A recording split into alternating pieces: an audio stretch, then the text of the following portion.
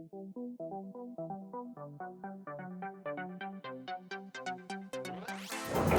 good morning exercise is a great way to strengthen your lower back, and it will also hit your hamstrings. So we're going to use dumbbells in this version. So we're going to lay them on top of our shoulders. We're going to hinge our hips back, keeping your legs straight and your back straight. So you want to keep really good posture.